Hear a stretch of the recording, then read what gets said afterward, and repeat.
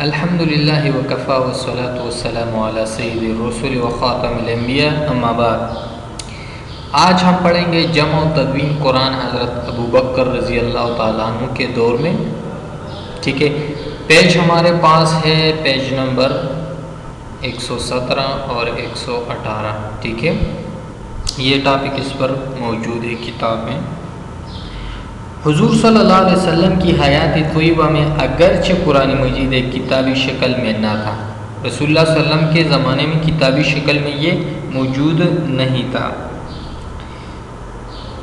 بلکہ مختلف جو پہلے ہم ذکر کر چکے کہ مختلف چیزوں پر یہ تو اس کی تذکرہ ہم پہلے کر چکے ہیں، بلکہ مختلف چیزوں پر لکھا موجود تھا، مختلف چیزوں پر وہ لکھی گئی تھی۔ کتاب کی صورت میں جمع کرنے کی ضرورت حضرت ابو بکر صدیق رضی اللہ تعالیٰ عنہ کے زمانے میں ہوئی۔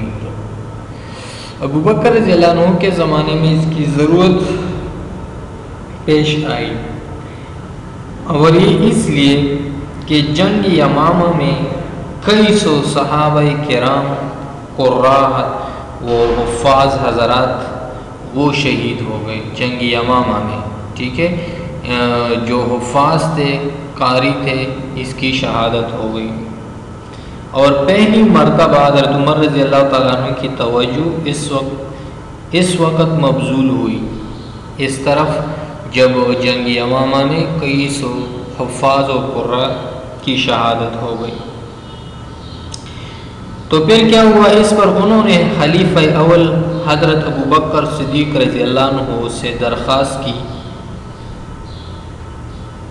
میری رائے یہ ہے کہ آپ قرآن مجید کو کتابی صورت میں جمع کرنے کا حکم فرمائیں۔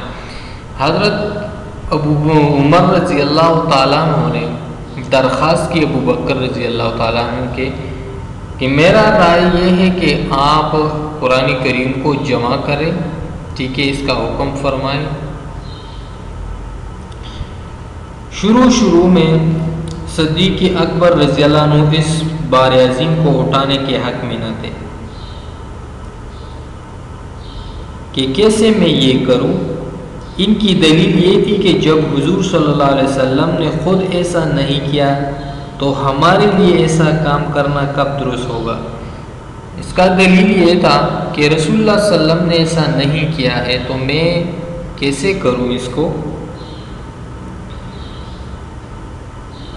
مگر بعد میں حضرت عمر رضی اللہ عنہ کے بار بار توجہ دلانے سے ان پر یہ بات واضح ہو گئی کہ کتابت قرآن مجید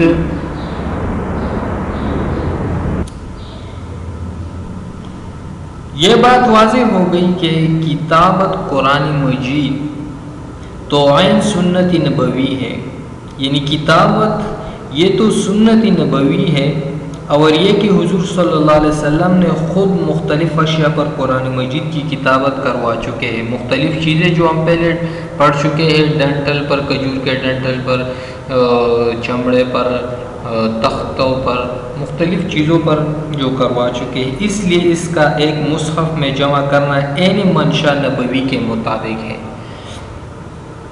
پھر صحابہ کرام جو اکابر صحابہ کرام اس پر متفق ہو گئے، تو کاتب وحی حضرت زید بن ثابت رضی اللہ تعالیٰ عنہ کو اس خدمت کے انجام دینے پر مأمور کیا گیا۔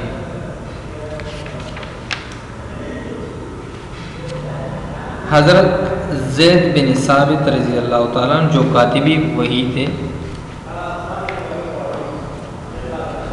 کتابت قرآن کے لیے حضرت زید بن ثابت رضی اللہ تعالیٰ عنہ کی سربراہی میں 75 صحابہ کرام کی مستقل کمیٹی بنائی گئی تھی۔ مستقل کمیٹی بنائی گئی تھی اور اس میں 75 صحابہ کرام تھی۔ ٹھیک ہے، 75 صحابہ کرام کی ایک کمیٹی بنائی گئی، جن میں 25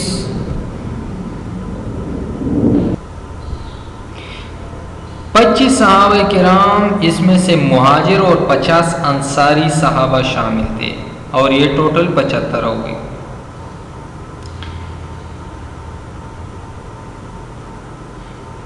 حضرت سعید بن العاص رضی اللہ تعالیٰ عنہ کی فصاحت اور لہجہ حضور صلی اللہ علیہ وسلم سے مشابہ تھا، یعنی رسول اللہ صلی اللہ علیہ وسلم کی طرح اس کا فصاحت اور لہجہ تھا، اس لیے املا کا کام ان کے ذمہ ڈالا گیا۔ اسی طرح اجماع صحابہ سے قرآن مجید کا نسخہ تیار کر کے جب نسخہ تیار کر دیا تو ام المومنین حضرت حفصہ رضی اللہ عنہ کے ہاتھ رکھ دیا گیا۔ یہ حضرت عمر رضی اللہ تعالیٰ عنہ کی بیٹی تھی اور جناب رسول اللہ صلی اللہ علیہ وسلم کی وہ بیوی تھی، تو اس کے ہاں رکھ دیا ہے، ٹھیک ہے۔ یہ ہو گئی ہمارے پاس جمع و تدوین حضرت ابوبکر رضی اللہ تعالیٰ عنہ کے دور میں۔